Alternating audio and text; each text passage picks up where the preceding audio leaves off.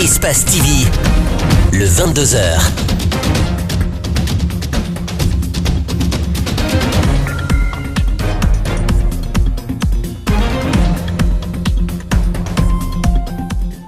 Très heureuse de vous retrouver dans cette édition d'information. Bienvenue aux 22h. Voici le sommaire. L'opposition condamne la destitution du président de la Cour constitutionnelle Kéléfa Sall. Elle a fait savoir au cours de sa plénière au QG de l'UFDG ce jeudi. Ces politiques déplorent également le retard de la mise en place des conseils communaux. Rapport accablant sur l'exploitation des zones minières a bloqué le document de Human Rights Watch, met l'accent sur les conséquences des activités de la SMD et de la CBG sur la population, document décrié par le gouvernement. En interactualité, passage à tabac, menaces téléphoniques, harcèlement des familles restées au pays. À Paris, des opposants déclarés au régime de Brazzaville vivent dans la crainte permanente de représailles aiguisées par la révélation d'un projet d'assassinat contre l'un des leurs. Encore une fois, bonsoir et merci de nous rester fidèles. L'opposition républicaine condamne la destitution du président de la Cour constitutionnelle et finalement confirmée par décret présidentiel. Elle déplore également le retard de la mise en place des exécutifs et conseils communaux. L'annonce a été faite ce jeudi à l'issue de sa plénière tenue au QG de l'UFDG. Compte rendu Mamadou Boy-Diallo, Ibrahima Souma. 2 points ont dominé les discussions de l'opposition lors de cette plénière. Il s'agit du retard qu'accuse la mise en place des exécutifs et conseils communaux et la crise à la Cour constitutionnelle. L'opposition dénonce le flou et le manque de transparence qui entoure l'installation des conseils communaux en dépit de l'annonce de la date du 5 octobre par le ministre de l'administration du territoire. Ça doit se faire dans la transparence conformément à la loi. Au cas où les règles de transparence ne seront pas respectées et au cas où la loi sera violée, nous rejetterons systématiquement les conseillers communaux qui n'ont pas été mis en place conformément à la loi. Malgré l'avis d'éminents juristes sur un vice de procédure sur la destitution du président de la Cour constitutionnelle Kéléfa Sall, Alpha Condé a entériné cette destitution par décret hier soir, confirmant ainsi Mohamed Lamine Bangoura comme nouveau président de l'institution. Pour l'opposition, cet acte constitue un parjure. M. Alpha Condé trouve qu'il peut prendre lui un décret pour valider cette irrégularité. C'est un parjure parce qu'il a juré sur la Constitution de respecter et de faire respecter la Constitution. En conséquence, Cellou Dalein et ses pairs annoncent: nous allons entreprendre des consultations avec les forces vives, avec tous les patriotes déterminés à défendre la Constitution, à défendre la légalité, pour qu'ensemble, nous puissions opposer à cette forfaiture la réaction qui convienne. Et croyez-moi, Alpha Condé trouvera les patriotes guinéens sur son chemin dans sa tentative de tripatouiller la Constitution pour s'offrir un 3e mandat. Les conseils communaux qui tardent à être installés et la crise qui s'enlise à la Cour constitutionnelle annoncent sans doute un nouveau bras de fer entre pouvoir et opposition. Et cela n'est pas sans conséquence sur le processus électoral, la paix et la quiétude sociale.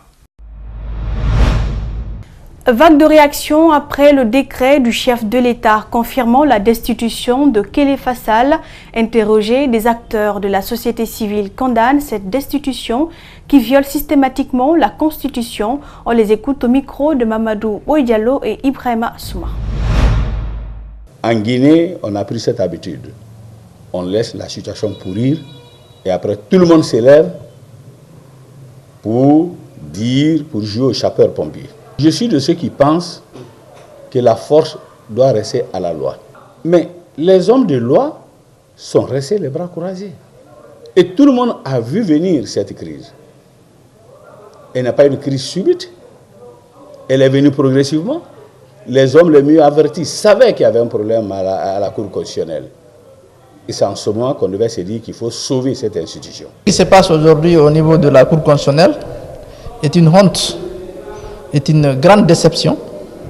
C'est un recul démocratique et ça ouvre la voie à toutes sortes de pagailles dans le pays, puisque C'est une institution qui est censée réguler les élections en Guinée et réguler tout ce qui est constitutionnel en Guinée. Nous restons dans le même cadre. Le président déchu de la Cour constitutionnelle s'est enfin exprimé hier avant juste le décret présidentiel confirmant sa destitution. Il est parti des faits dans sa version qui sont à l'origine d'une crise déstabilisant toute l'institution aux grandes dames de l'opinion nationale. Décryptage, Djibril Ba.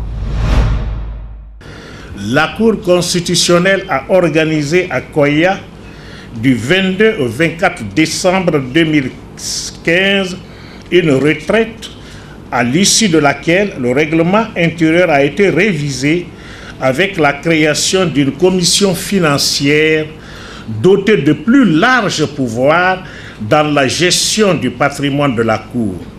7 de 9 membres ont signé le dit document.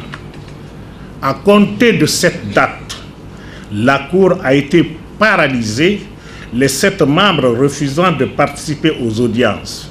Pas seulement la mise en place d'une commission financière au sein de la Cour constitutionnelle, son discours lors de la prestation de serment du chef de l'État en 2015 explique selon Kelefa cette bisbille au sein de la haute juridiction du pays. Une conférence de presse qui est à l'image d'un aveu. Son animateur ressort aussi les conditions dans lesquelles 2 conseillers venant de l'Institution nationale indépendante des droits humains ont fait leur entrée à la Cour constitutionnelle. L'examen du dossier des 2 représentants de l'INID fait apparaître clairement qu'ils ne satisfont pas à une condition majeure édictée par l'article 100 de la Constitution qui dispose: la Cour constitutionnelle comprend 9 membres âgés de 45 ans au moins, soit âgés pour leur bonne moralité. Le président contesté se demandait si le comportement des membres de la Cour n'est pas une indignité et à défaut, un parjure les rendant inaptes à exercer leurs fonctions. Kelefa Sall dit n'avoir aucun reproche. Pourtant, un décret confirmant sa destitution est sorti quelques heures après sa conférence de presse. Tout autre volet dans cette édition, le Conseil national des organisations de la société civile pour la démocratie et le développement s'insurge contre le blocage des salaires des enseignants fictifs au sein de la fonction publique. Ce jeudi, Salamana Diallo, président de cette institution, demande le rétablissement des enseignants dans leurs droits et exige des excuses du ministère à leur égard. Il est au micro de Abdraman Ba et Yacouba Traoré. Suivez. Le gouvernement en général, ils n'ont qu'à demander pardon aux enseignants. Ça, c'est un. Deuxièmement, après avoir demandé pardon aux enseignants, ils n'ont qu'à débloquer le salaire des enseignants. Maintenant, là, s'ils doutent, ils n'ont qu'à aller dans les écoles, exiger la présence physique pour payer les enseignants. Ce qui est l'essentiel, ils n'ont qu'à payer les enseignants. Bon, troisième solution, après avoir demandé pardon et payer les enseignants, ils n'ont qu'à maintenant négocier avec le syndicat de l'éducation pour mettre fin à de grèves là. Nous demandons au gouvernement d'accepter, de négocier, de dialoguer avec les syndicats des enseignants, soit ISLEG ou autres, tous syndicats qui défendent l'intérêt des enseignants et non qu'à négocier avec eux. Je vous l'annonçais, Human Rights Watch a présenté ce jeudi un rapport sur l'exploitation minière. L'accent est mis sur la SMB et la CBG. Le rapport montre comment l'exploitation minière bouleverse les vies et le mode de subsistance des communautés rurales à Boké. Après une présentée, le gouvernement l'a décrié, martelant ses efforts pour le développement des communautés impactées par l'exploitation minière. Alseni Bari, Aboubakar Din Kamara nous en disent plus. C'est un rapport de 165 pages intitulé « Quels bénéfices en tirons-nous » que Human Rights Watch a présenté aux journalistes. Il dépeint l'impact des sociétés minières, notamment SMB et CBG, dans l'exploitation des mines à Boké. Le rapport décrit également les dégâts causés par l'expropriation des terres agricoles sans indemnisation et la gestion opaque des ressources. Ça constate que le gouvernement de la Guinée, en tentant de saisir une partie du marché de la bauxite ces dernières années, s'est focalisé sur cette croissance et a souvent mis les droits de communauté au second plan.